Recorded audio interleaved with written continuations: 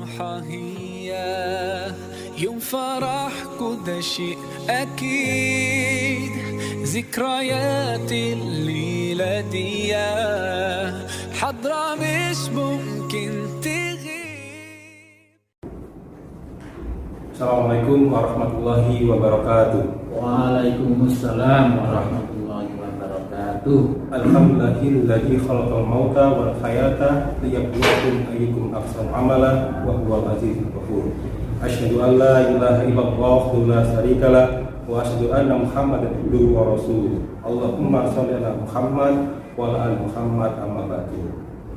Anak-anak kelas 12, alhamdulillah kita masih diberi kesempatan untuk puasa di bulan puasa ini pada tahun 1942 Hijriah.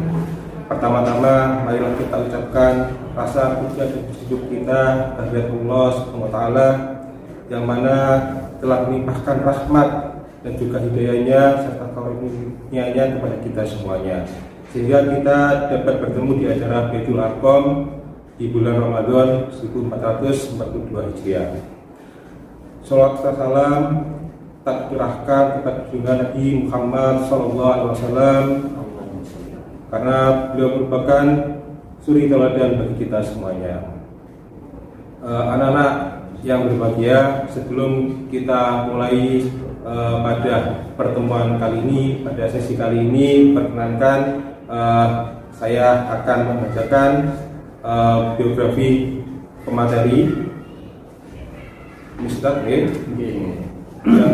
yaitu nama Ustadz M. Saifuddin SPDI, tempat tanggal lahir Sidoarjo 20 Januari 1971, alamat Kemantren Tulangan Sidoarjo. Pekerjaan saat ini adalah guru SD Muhammadiyah 2 Sidoarjo. Untuk beliau berpengalaman berorganisasi, yang pertama sebagai Ikatan Pelajar Muhammadiyah Kabupaten Sidoarjo, yaitu Ketua Bagian Dakwah pada tahun 1995 sampai 1997. Yang kedua, Pemuda Muhammadiyah Kabupaten Sidoarjo sebagai Ketua Koordinator Dakwah tahun 2000 sampai 2005. Untuk saat ini, beliau masih aktif di pimpinan cabang Muhammadiyah Tulangan di bagian Masjid Tabek. Assalamualaikum Ustaz. Waalaikumsalam warahmatullahi wabarakatuh. Ustaz, Oke, bagaimana kabarnya hari ini Ustaz? alhamdulillah seger waras, sehat. Untuk kali ini, untuk kelas 12, kita dapat amanah siro Ustaz. Untuk saat ini kira-kira sahabat yang kita kelas. Untuk saat ini sahabat Utsman bin Affan dan Ali bin Abi Thalib Ustaz. Saya mulai saya mulai. Terima kasih Ustaz Utsman atas pengantarnya. Anak-anak sekalian yang saya hormati, saya sapa dulu. Assalamualaikum warahmatullahi wabarakatuh. Waalaikumsalam warahmatullahi wabarakatuh. Anak-anak siswa-siswi SMA Muhammadiyah Tulangan atau yang terkenal dengan Semamuga. Alhamdulillah hari ini kalian Baitul Arqam yang kali ini akan disampaikan oleh Ustadz Saifuddin untuk sirah, yakni sahabat Utsman bin Affan radhiyallahu an dan Ali bin Abi Thalib radhiyallahu an. Anak-anakku sekalian yang saya cintai, Nabi Muhammad sallallahu alaihi wasallam berpesan kepada kita semua. Pesannya itu begini anak-anak. Alaikum bisunnati wa sunnati khulafa'ur rasyidin. Ikutilah sunnahku dan sunnah khulafa'ur rasyidin. Lah yang dimaksud khulafa'ur rasyidin ini anak-anak semuanya, yaitu ada 4 sahabat yang menjadi penerus Nabi Muhammad, yakni Abu Bakar As-Siddiq, Umar bin Khattab, Utsman bin Affan, dan Ali bin Abi Thalib. Yang untuk kelas 12 ini saat ini akan kita kisahkan yakni Utsman bin Affan dan Ali bin Abi Thalib. Itu anak-anak ya. Yang pertama yakni saya sampaikan Utsman bin Affan dulu. Ini kelahirannya. Utsman bin Affan lahir tahun 579 Masehi, 579 Masehi. Ya. Kalau Nabi kita kan 571 Masehi. Berarti selisih 8 tahun. Ya, selisih 8 tahun. Ayahnya bernama Affan dan ibunya bernama Arwah. Lalu sebelum saya lebih luas untuk menjelaskan kisah Utsman bin Affan, Ustaz, ya ini profilnya. Jadi profil Utsman bin Affan itu disebutkan tubuhnya sangat ideal, tidak tinggi dan tidak pendek, wajahnya tampan, Ustaz, dan kulitnya kecoklatan. Dan yang perlu kalian contoh anak-anak ya, sahabat Utsman itu terkenal dengan kedermawanannya, dan alhamdulillah sampai sekarang itu tinggalan daripada Utsman bin Affan yang berupa kebun kurma, lalu juga dirupakan sekarang itu hotel ya, yang itu dulu harta benda yang sampai sekarang itu masih dirawat oleh pemerintah Arab Saudi, diwakafkan kepada kaum muslimin, sampai begitu luar biasanya, ratusan tahun barokahnya harta bendanya Utsman bin Affan. Salah satunya juga pernah disebutkan juga membeli sumur, Ustaz. Termasuk beli sumur. Bisa disebutkan cerita karena juga menarik, juga mensiasati orang Yahudi untuk satu hari pakai untuk kaum muslimin, satu hari kemudian untuk dijual, sehingga kaum muslimin satu hari ini hanya pada waktu mengambil yang satu hari punya milik Utsman ini. Gimana ceritanya?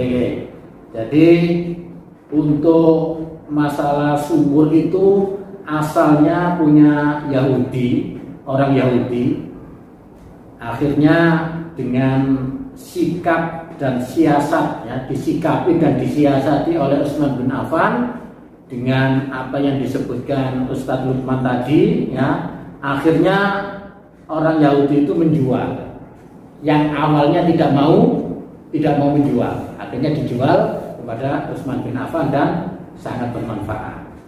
Lalu saya teruskan dulu Ustaz ya. Saya teruskan dulu tentang kisah-kisahnya yang sangat menarik dan mendebarkan ini ya. Saya lanjutkan dulu ya supaya lebih gamblang tentang kisah Utsman bin Affan.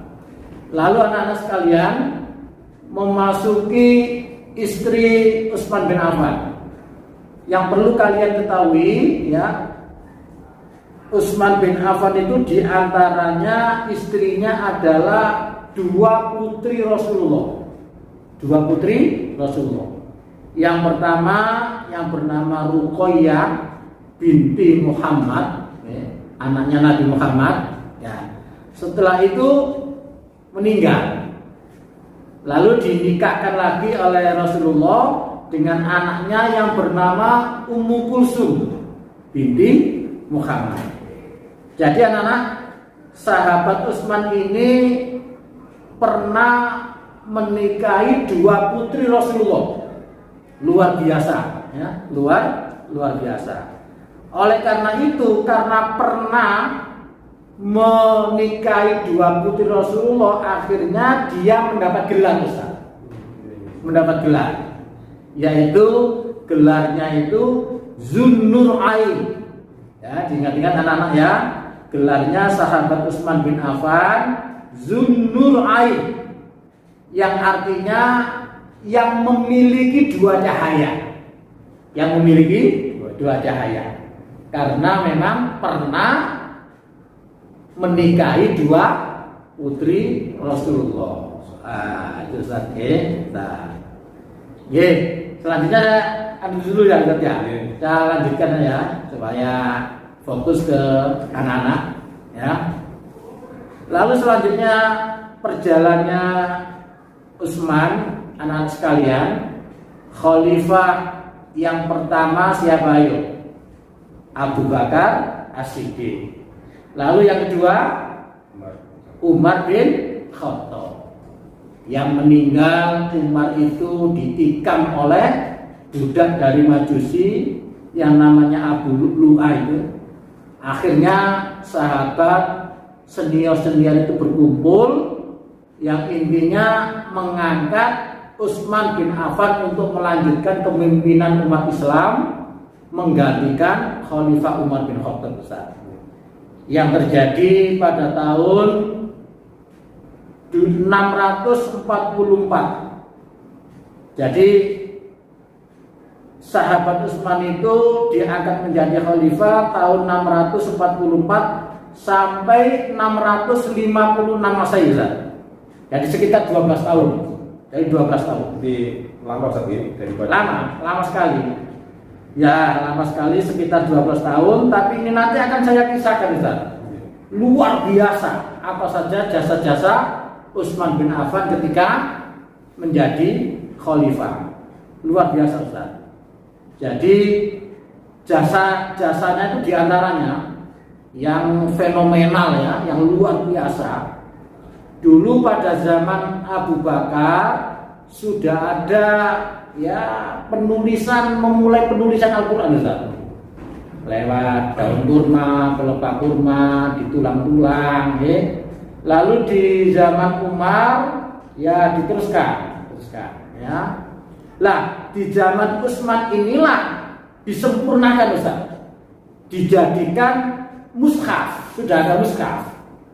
Beberapa mushaf karena kaum muslimin sudah tersebar di seluruh penjuru jazirah Arab, dikirim loh ke daerah-daerah. Nah, makanya sekarang itu terkenal yang kita buat mengaji itu mushaf Utsmani, mushaf Utsmani ya, karena yang mendesain atau yang menyusun ya adalah sahabat Utsman. Kita sebut mushaf Utsmani.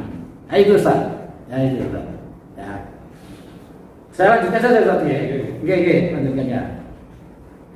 Lalu di antaranya anak-anakku sekalian ya, jasa Utsman bin Affan ya, dia memulai kaum muslimin punya armada laut. Nah, ini luar biasa. Jadi kalau sekarang itu dia punya angkatan laut. Jadi yang merintis mengawali armada laut atau angkatan laut kaum muslimin yaitu Utsman bin Affan. Dan pada waktu itu sempat juga meluaskan dakwah melewati laut yaitu yang dipimpin oleh sahabat Muawiyah radhiyallahu anhu untuk melebarkan wilayah kaum muslimin, dakwah kaum muslimin. Itu Ustaz. Nggih. Lanjut ya. Nggih, lanjutan nggih. Lah, anak-anakku sekalian yang saya cintai ya. Jadi betul-betul luar biasa jasa Utsman bin Affan yang wilayah pada waktu itu sampai ke Afrika, sampai ke Romawi, bahkan sampai hingga ke Turki. Luar biasanya. Nah. Lah, anak-anakku sekalian, setelah itu menjelang wafatnya Utsman bin Affan, ini juga harus kalian ketahui terjadinya fitnah di kalangan kaum muslimin yang sampai bertahun-tahun. Jadi kisahnya itu begini, Ustaz. Orang-orang ya kita katakan provokator lah, yang tidak menyukai Utsman, ya. Dia itu menggembuskan isu bahwasanya Utsman itu mengangkat para gubernur-gubernurnya itu dari famili-familinya. Padahal ya tidak, tapi kan padahal juga itu sudah dipilih dengan kualitas yang baik pada zaman itu. Tapi karena ketidaksukaannya dengan Utsman dihembuskan itu, sehingga Utsman ini ya difitnah ke sana kemari, yang artinya itu didemo dengan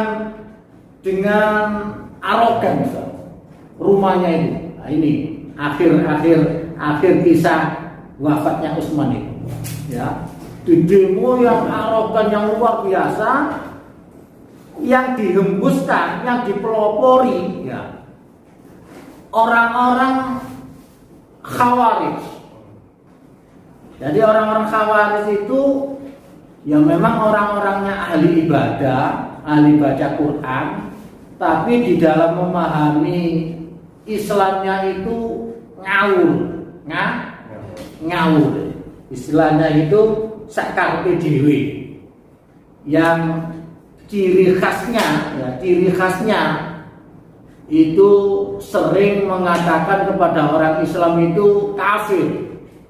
Jadi kalau menurut dia itu salah, ya, atau melakukan dosa besar, itu dianggap kafir dan boleh dibunuh. Nah, itu kelompok yang namanya Khawarij itu, yang sekarang itu dalam pemikirannya mungkin masih banyak, ya. Jadi orang-orangnya itu ahli ibadah tapi ngawur. Akhirnya intinya pada waktu itu dengan kekacauan suasana, Ustaz, rumahnya Utsman itu diterobos, ya. Diterobos. Pas pada waktu itu Utsman membaca Al-Quran. Dengan kejinya orang-orang Khawarij itu menebas leher Utsman bin Affan sampai kepalanya itu jatuh ke Al-Quran. Begitu luar biasanya kejinya orang-orang Khawarij yang akhirnya membunuh Utsman bin Affan. Yang itu terjadi pada tahun 35 Hijriah, Ustaz. Nah, dari sini nanti sangat pas sekali memang ini Ustaz-ustazah Semamuga ini untuk menyambung Utsman dan Ali bin Abi Thalib, karena memang kisahnya ini berlanjut, ya, berlanjut. Itu Ustaz. Nanti kita lanjutkan ke kisah Ali bin Abi Thalib. Mungkin ada sedikit komentar dari Ustaz, ya, untuk Utsman bin Affan. Saya juga pernah baca, karena juga Rasulullah menyebutkan bahwasanya Utsman itu di makhluk disukani sama malaikat. Ini seperti apa Ustaz? Betul sekali Ustaz Lukman, ya. Sangat luas sekali ini wawasannya Ustaz Lukman ini, ya. Jadi profil daripada Utsman bin Affan itu diantaranya, jadi orang yang sangat pemalu. Bahkan disebutkan Nabi, malaikat saja malu sama Utsman. Mengapa kalian kalau tidak malu dengan Utsman? Malaikat saja sangat malu. Nah, ini Ustaz, ya. Dan itu malu itu anak-anakku sekalian adalah sifat yang sangat mulia. Bahkan Nabi Muhammad sendiri itu juga orang pemalu, Ustaz. Ya, sangat mulia. Bahkan antara malu dengan iman itu nggak bisa dipisahkan. Hanya ada riwayat itu al-haya'u minal iman. Malu itu bagian dari keimanan itu. Ayo Ustaz. Kalau diimplementasikan ke anak sekarang, Ustaz, bagaimana Ustaz? Yang kadang-kala anak-anak juga pakaian dan sebagainya itu budaya malu yang baik seperti apa, Ustaz? Ya pesan kita semuanya, ya. dari kami, dari Ustadz dan Ustadzah, untuk anak-anak semuanya, budaya malu itu mari kita terapkan pada diri kita semua, yang itu sangat baik sekali untuk mengawal dalam pergaulan kita, karena hal malu ini sudah banyak ditinggalkan oleh anak-anak sekarang. Langsung saja Ustaz ya, kita lanjutkan ke Sayyidina Ali radhiyallahu anhu karena waktunya nanti supaya tidak habis ya. Anak-anak sekalian ya, kita lanjutkan kisah Ali bin Abi Thalib ya. Setelah Utsman bin Affan terbunuh, ada kekacauan tadi. Ya, sebenarnya para sahabat sudah sepakat yang diangkat itu Ali bin Abi Thalib. Tapi begini anak-anak ya, famili Utsman atau pendukung Utsman atau saudara-saudara Utsman ya, di antaranya Zubair bin Awam ya, Tolha ya, ini menyarankan yang membunuh Utsman harus ditangkap dulu, ditangkap dulu Ustaz. Yang akhirnya juga disampaikan kepada Aisyah radhiyallahu anha. Dan Aisyah sendiri juga begitu pendapatnya. Ali bin Abi Thalib yang awal dari jadi khalifah ya, pokoknya harus ditangkap dulu yang membunuh Utsman. Lah, Ali bin Abi Thalib ini kan baru diangkat. Lah pikirannya Ali bin Abi Thalib, ya tenang dululah, sabar dululah, kondusif dululah. Ya nanti tetap kita proses, tapi nggak serantang. Kata orang Jawa itu nggak serantang. Famili Utsman termasuk Aisyah itu. Akhirnya Ustadz, intinya Aisyah pada waktu itu dari Madinah membawa ribuan pasukan dibawa ke Kufah, karena memang Sayyidina Ali pada waktu itu di Basrah. Kufah itu sebelahnya Basrah, Kufah.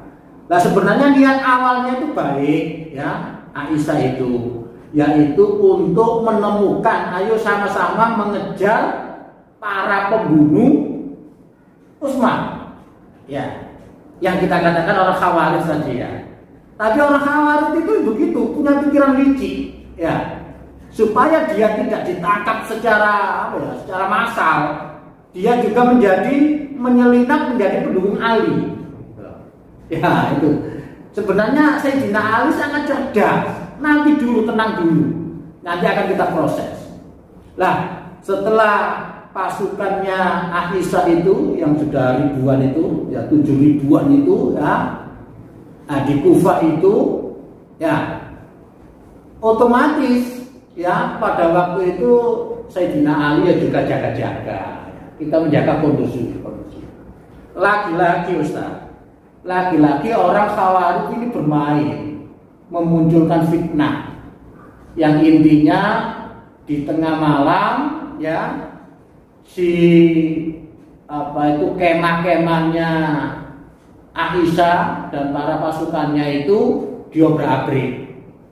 Yang sebagian orang Khawarij juga abrik-abrik pasukannya Ali radhiyallahu anhu. Akhirnya ya itu tadi tidak terkendali, akhirnya sampai sesama kaum muslimin pada waktu itu terjadi peperangan. Lah peperangan ini disebut perang Jamal. Karena apa? Karena Aisyah pada waktu itu menaiki onta. Nah, disebut perang Jamal. Yang akhirnya terjadilah ya korban dari kedua belah pihak ribuan. Yang akhirnya ya dimenangkan oleh pasukannya Ali ya. Lalu Aisyah dengan sangat hormat sekali ya diantar untuk pulang ke Madinah. Itu Ustaz. Jadi perang Jamal. Itu yang fenomenal di dalam kaum muslimin sesama muslimnya karena fitnah orang-orang yang tidak mengenali umat Islam itu untuk damai. Tapi ada lagi perangnya itu ya. Yang gubernur Syria yang itu Muawiyah, yang memang Muawiyah itu familinya Utsman juga tidak terima. Akhirnya apa? Terjadilah perang besar, lebih besar ini Ustaz. Jadi antara kubu Muawiyah yang pada waktu itu gubernur Syria dengan pasukannya Ali bin Abi Thalib. Ini tambah luar biasa ini Ustaz. Ribuan itu ya. Disebutkan Ustaz pada waktu itu pasukannya Ali bin Abi Thalib itu sampai 95.000 dan Muawiyah 85.000. Lalu di kedua belah pihak itu juga ribuan yang korban. Yang pada akhirnya sebenarnya sudah dimenangkan oleh pasukannya Sayyidina Ali ya. Tapi karena Muawiyah sama saudaranya Amr bin As ya, gubernur Mesir ya, yang memang pendukungnya Utsman, familinya Utsman ya, dengan siasatnya itu Al-Quran ditombak itu ya, artinya ayo kita damai kembali ke Al-Quran, walaupun sebenarnya itu siasat saja ya saja. Tapi Ali bin Abi Thalib juga tidak menghendaki berlarut-larutnya, wis ayo damai, podo Islam ini. Akhirnya terjadilah damai, dimusyawarahkan ya. Yang dari pihak sini Amr bin As sebagai wakilnya, yang dari pihak Sayyidina Ali itu Abu Musa al-Asy'ari untuk menjadikan musyawarah. Wis damai. Tapi lagi-lagi Ustaz, ya, kepintaran Amr bin As, orang yang ahli politik ya, Abu Musa al-Asy'ari orang yang ahli ibadah ya, akhirnya dengan kelicikannya seakan-akan keputusannya itu Muawiyah yang akan meneruskan jadi khalifah. Lah karena begitu keputusannya jadi rame lagi ya. Rame lagi, siapa lagi kalau yang biang keroknya? Orang Khawarij lagi. Lah ini ketahuan ya. Yang dulu memang menyelinap di Sayyidina Ali, sekarang ketahuan dia memisahkan. Jadi Ali sudah tidak berhukum pada Al-Quran, hanya dengan musyawarah. Pikirannya orang Khawarij itu begitu ya. Akhirnya dia keluar dari Ali bin Abi Thalib ya. Ya Allah, inilah Ustaz, fitnah Khawarij yang pemikirannya boleh jadi sampai sekarang. Sampai pada waktu itu dia mengklaim Ali itu kafir. Loh. Masya Allah ya, na'udzubillah min dzalik. Dia berani mengkafirkan Ali itu. Yang pada akhirnya Ustaz, nah ini ceritanya panjang Ustaz. Kira-kira waktunya masih berapa menit ini ya? Sebenarnya seru ini ya. 20 menit lagi. Saya teruskan ya. Jadi intinya menurut orang Khawarij yang menjadi runyamnya kaum muslimin ini ada 3 orang. Ali bin Abi Thalib, lalu Muawiyah, lalu Amr bin As. Lah 3 orang ini harus dibunuh. Begitu orang Khawarij itu. Ya Allah. Akhirnya apa Ustaz? Sudah disiapkan al-ghudud dari 3 orang ini. Ya, saya kisahkan Ali saja, jadikan Ali karena 2 orang ini gagal, eksekutor mereka gagal, ya, nanti dengan Ali ini. Jadi Ali ini eksekutornya diserahkan kepada Abdurrahman ibnu Muljam. Oh, itu orang ahli ibadah, bahkan hafal Quran besar. Ya. Lalu dia itu sampai mengasah pedangnya itu 40 hari 40 malam. Dan dikasih racun untuk membunuh Sayyidina Ali. Lalu intinya pada waktu itu Sayyidina Ali waktu berangkat sholat subuh ya, lalu mengimami Nah, di dalam imam itulah ditusuk ya, ditusuk dengan pedang oleh Abdurrahman bin Muljam, yang pada akhirnya Muljam lalu dibunuh oleh para sahabat. Jadi itu kisah yang sangat memilukan Ustaz ya. Otomatis anak-anakku sekalian ya, anak-anakku sekalian, kita berislam, kalian semua sudah disekolahkan di Semamuga SMA Muhammadiyah 3 Tulangan. Orang tua kalian sangat pas sekali, sangat bagus sekali. Karena apa? Karena persyarikatan Muhammadiyah itu di dalam berislam itu ya, dia sebagaimana yang diajarkan oleh Rasulullah SAW, dan di dalam mensikapi keadaan itu, ingat ya, Muhammadiyah itu sebagaimana Islam mengajarkan rahmatan lil alam, rahmat bagi seluruh alam. Nah itu anak-anak sekalian ya, yang perlu kalian. Jadi Islam itu rahmat, kasih sayang bagi seluruh alam. Wong alam saja disayangi, apalagi kaum muslimin. Lah ini loh kebaliknya pikiran dari orang-orang Khawarij. Wong rahmat bagi seluruh alam. Bah itu hewan, mungkin orang belum Islam, itu saja dikasih rahmat, apalagi sesama muslim. Akhirnya gitu Ustaz. Ini masih panjang ini karena nanti silakan mungkin dia Ustaz. Jadi yang perlu saya tegaskan, Ini pesan terakhir kan? Ustaz. Jadi ada 2 perang sesama kaum muslimin, yaitu yang pertama perang Jamal ya, karena Bunda Aisyah menaiki onta, dan perang antara Sayyidina Ali dengan Muawiyah yang disebut perang Siffin Ustaz. Perang Siffin. Ya.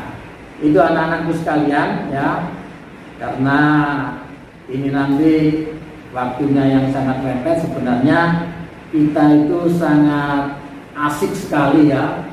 Artinya betul-betul masalah sejarah, kisah-kisah itu ayo kita gemar untuk sebagai apa? Sebagai teladan, sebagai apa itu kewaspadaan kita dan lain sebagainya. Ya, Ustaz. Terima kasih Ustaz, karena sudah waktunya yang cukup. Ya, mungkin perlu saya sampaikan bahwasanya dari sahabat Usman itu memiliki sifat lemah lembut yang membuat sahabat Usman disedari Rasulullah dan malaikat akan menjadi musaf yang pertama. Kemudian beliau juga sangat sabar dan berserah diri kepada Allah pada waktu saat fitnah melanda sampai tertebas kepalanya di Hanura. Untuk sahabat Ali, ada yang disampaikan? Ini saja yang perlu saya sampaikan. Kalian teladani Sayyidina Ali itu gelarnya itu Babul Ilmi. Ingat kan ya? Babul Ilmi, pintunya ilmu, karena dia itu pinter, cendekiawan besar. Nah, kalian semua jadilah generasi Ali bin Abi Thalib menjadi cendekiawan muslim. Saya kira itu Ustaz. Kita tutup ya. Boleh pakai doa. Kita berdoa ya. Ya doa habis. Ini kita tutup anak-anak dengan doa ya. Bismillahirrahmanirrahim. Allahumma arinal haqqa haqqan warzuqna ittiba'ah wa arinal batila batila warzuqna ijtinabah. Rabbana atina fid dunya hasanah wa fil akhirati hasanah wa qina azabannar. Subhana rabbika rabbil izzati amma yasifun wa salamun alal mursalin walhamdulillahi rabbil alamin. Assalamualaikum warahmatullahi wabarakatuh. Sekian dari saya. Apabila ada kata-kata dalam menyampaikan sebagai moderator pada Kekurangannya saya juga mohon maaf. Sekian dari kami. Assalamualaikum warahmatullahi wabarakatuh.